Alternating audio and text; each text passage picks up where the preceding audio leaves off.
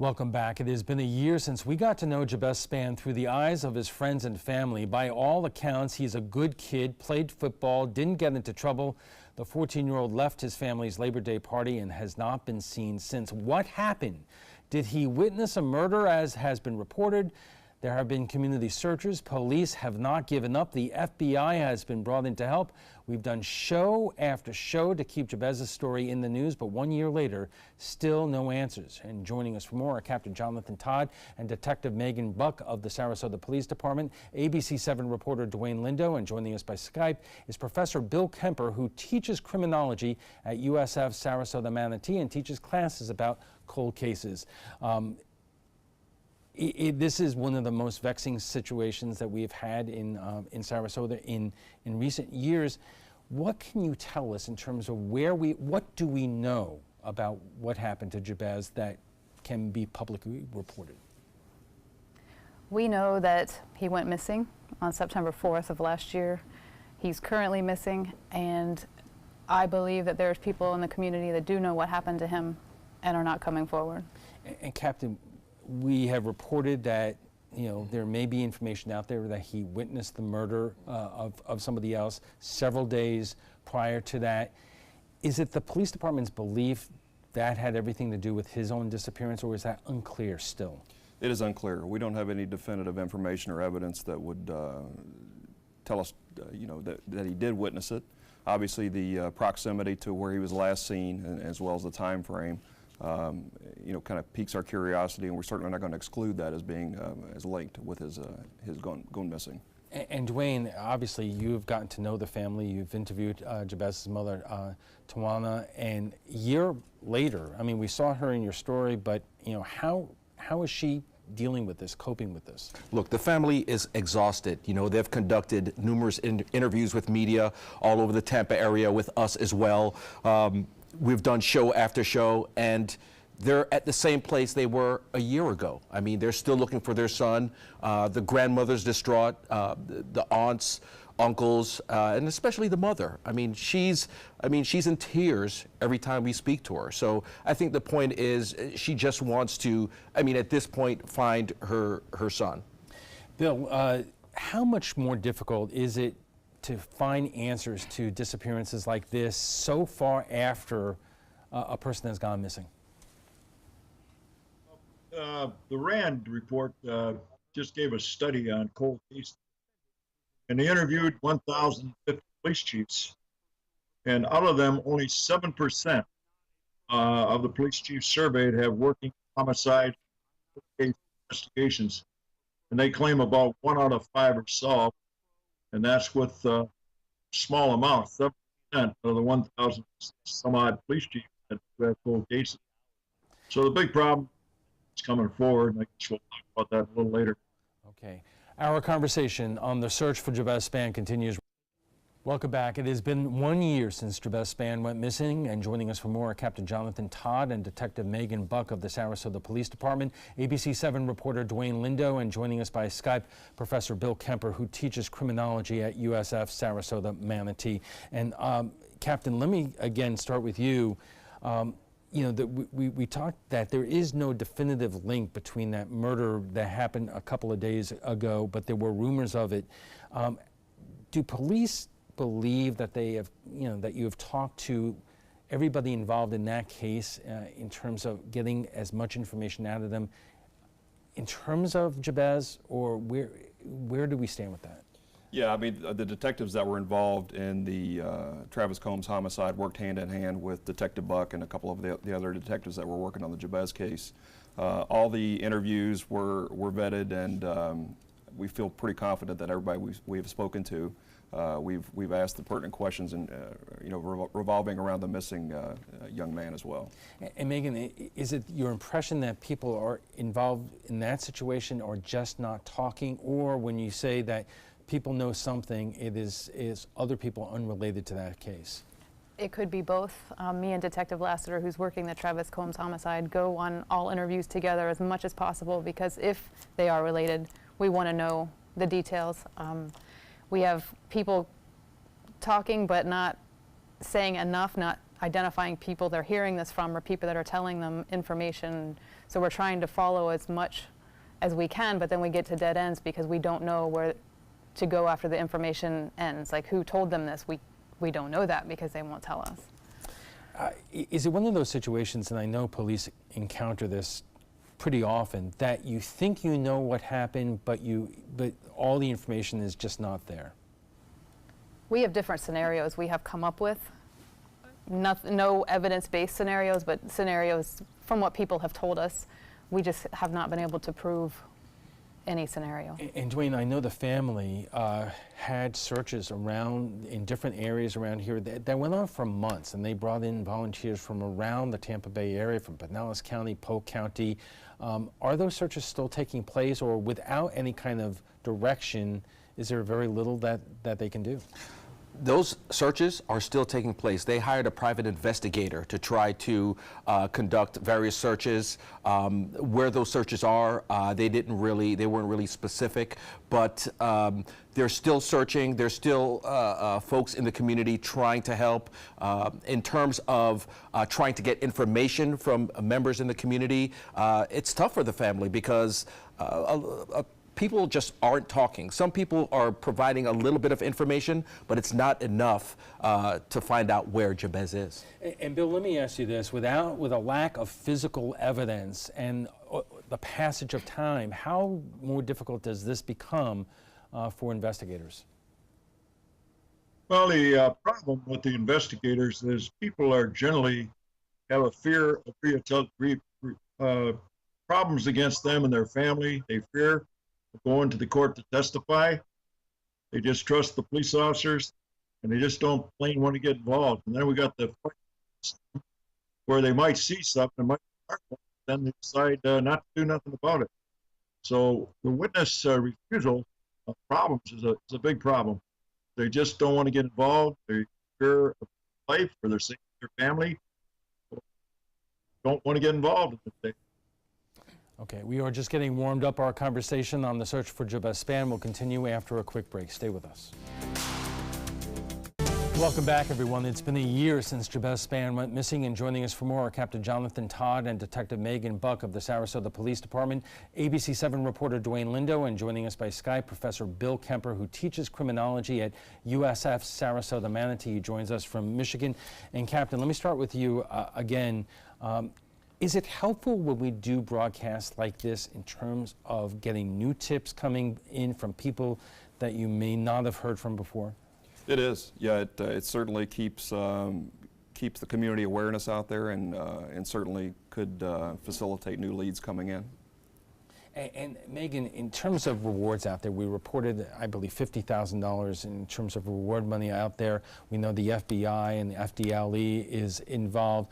There are cases that get a lot of national attention. And I'm thinking about Tyler Perry and what he did today in terms of offering, I think it's $250,000 for reward, $200,000 in another Florida case. In fact, this is what he said today. When I first offered the $100,000 reward asking for information, we have not gotten any leads. I'm raising that reward to $200,000 for information, $200,000 for information that will help lead to the conviction of who we believe to be the culprit in this, which was Steve Calkin. Now, that's another case in another part of Florida, but how often does monetary rewards like that really help detectives in terms of solving cases? It helps a lot. We got a lot of tips once the reward was up to $50,000. Of course, an increase would always help, but it might not also. I mean, if there's only a handful of people that actually know what happened, they might not talk for any amount of money. And Bill, in your experience as an investigator, I would imagine that police can get leads close to the area where a person has gotten missing, but also in the communities very, very far away. How often does that happen? Quite a bit. We do get tips, but after a year, like in the cold case files, they pretty much dry up. The reward money makes a little temptation, but if they have fear of their life, $50,000, sometimes they feel it's further.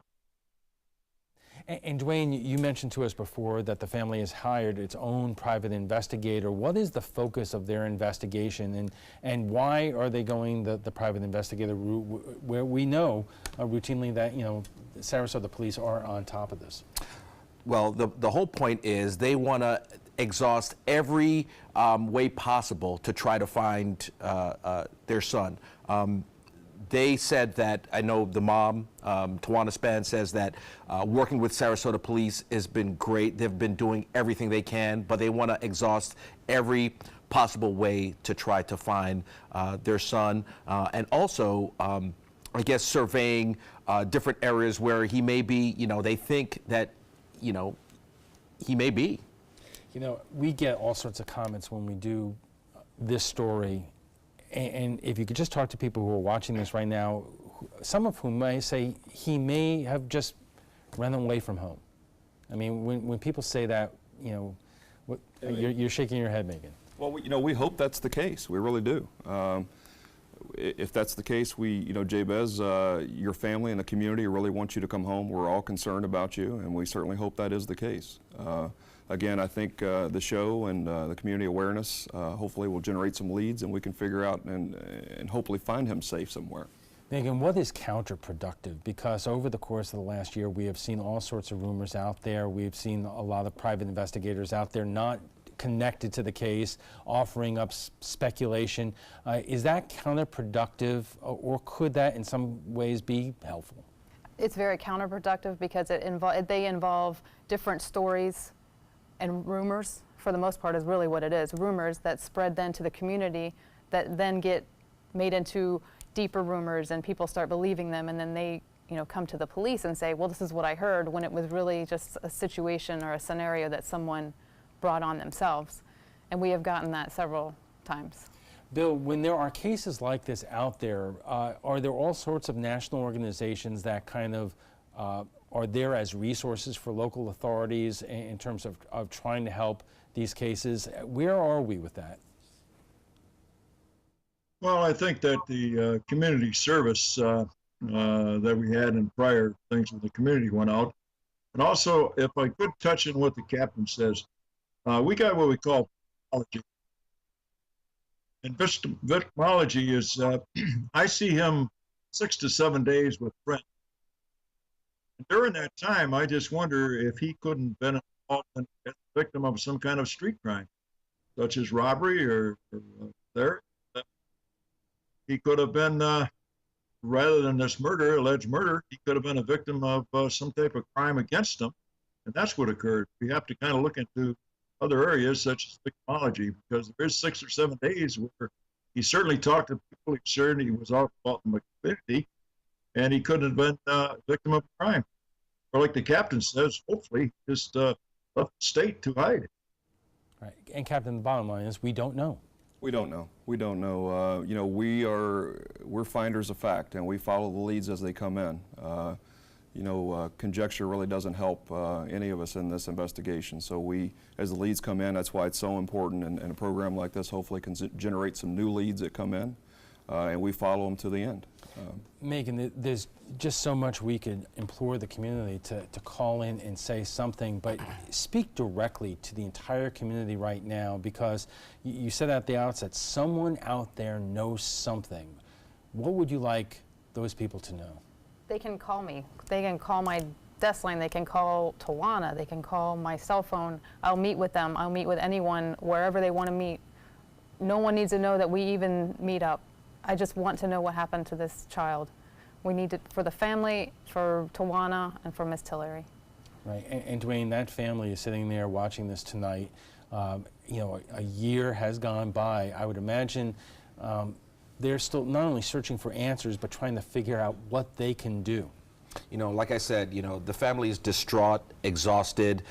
They've gone through every means to try to comb through the community.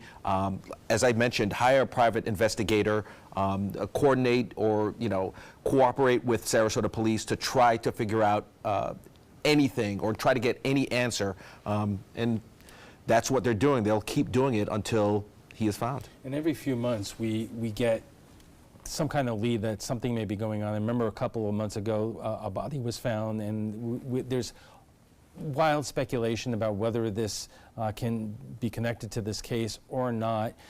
Captain, we talk about how you're cooperating with FDLE and the FBI. What do those agencies provide you in terms of resources that could be useful? Well, as you said, it's the resources, the manpower, the technology. They've been along with us every step of the way, and we couldn't thank them more. As you talked about before, getting the message out on more of a national level, they certainly can help facilitate that as well. How? Well, they reach more markets than we do. They get the message out through crime links and through the media. Right, and a detective, we've talked about all the physical searches that have been done around here. Are there any places to search or that still have not been done, or have we exhausted that? We have not exhausted it. We have searched a ton of places between Manatee, Sarasota, the surrounding counties and areas. As leads come in, we do search new areas. Of course, I can't divulge what those are, but any new lead of any area, we will be there. We have canines that come along with us at a spur of a moment, no matter what time, day or night, they are willing to come in and help us. Okay, we have to take another quick break, and we'll be back for final thoughts in a moment, so stay with us. Our guest joining us right now for final thoughts, and Bill, I'm going to start with you. Is how unusual is this case in terms of that a year after the fact, investigators are still dealing with somebody who is, especially somebody who is a young teenager, is missing and no sign of them? Well, like I said earlier, it's the fear factor, but I would like to make a closing comment that I had real good results as an investigator when we would tell people on, in fact, ABC 7 in Detroit, to use the tip line, or something I had very good success with, is to find a Catholic priest who they can tell the story to, tell what they know. The Catholic priest, under canon law, is completely confidential, but with permission, he can go to the police. I had much success several times for Catholic priests that I work with. A lot of times they're afraid to come forward to the police or for fear, but the clergy is open, and the Catholic priest really has confidentiality. Dwayne, this is a tight-knit community, and there are a lot of people, in churches involved in this situation. Have people gone to churches, and has there been a lot of talk in congregation in terms of finding help to find this young man?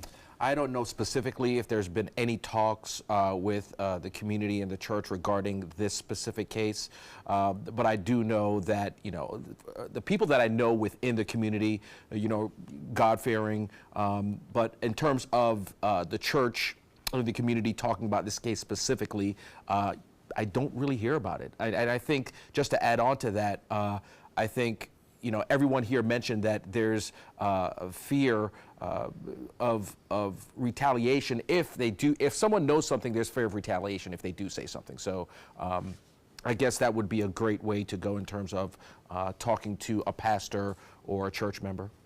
Megan, I would imagine that you have contacted area pastors, and I know there has been some stories out there involving information coming to the police department, but is that something that may be worthwhile as we go along with this investigation, in terms of, go to somebody in the community that you feel comfortable talking to, because obviously there's a family out there who has a missing son, and the entire community wants him found. Oh, exactly, and go to whoever they want to go to. Eventually that will end up with me, and eventually I could talk to them down the road, but just as long as someone says something to someone. And Captain, I know we cannot predict the future here, and we can't say that a year from now that we're going to have this case solved, but I would imagine it is your hope that you get that lead that comes along, and I know in cases like this it could come today or it could come tomorrow. It could, and most of the folks that work in our division are parents, and we can't imagine the anguish that this family is feeling. It keeps us driving forward, trying to find Jabez. As I said earlier, a family and a community is really grieving over this young man. All right. Final word is, folks, if anybody knows anything out there, please call Sarasota Police and put this family's concerns to rest. Before we go, we want to share with you what some of our viewers had to say about last night's show on the possibility of Russian hacking of Florida's election system. Senator Bill Nelson claims the Russians have access to Florida's election systems. He did not offer evidence, and when asked, he claimed it was classified. This brought a lot of criticism from people like Governor Rick Scott. So we went to Facebook to hear what you found about the Russia hacking and our election systems concerning. And Michael says, better safe than sorry. Doreen says, don't think about it at all. Joni says the FBI and other agencies said there is evidence. What do you benefit from lying? And John says it's just the same Democrat strategy that they have continued to use since Hillary lost, and then taken into consideration that the FBI and DHS both have said there is no evidence. Nope, not worried at all. John, it's important to know what you're talking about. The FBI and DHS says there is not evidence the Russians are hacking Florida's election system right now. The FBI, DHS, CIA, and the entire U.S. intelligence community have concluded that Russia hacked the Democrats to try to influence the election and even infiltrated state election systems, including in Florida. That was the conclusion by Obama's people, and that is the conclusion of Trump's own people. Got it? If you'd like to join the conversation on tonight's topic, just visit our Facebook page at facebook.com/MySuncoast. We want to thank our guests for being here tonight. Captain Jonathan Todd and Detective Megan Buck of the Sarasota Police Department, ABC 7 reporter Dwayne Lindo, and joining us by Skype, Professor Bill Kemper, who teaches criminology at USF Sarasota and Manatee.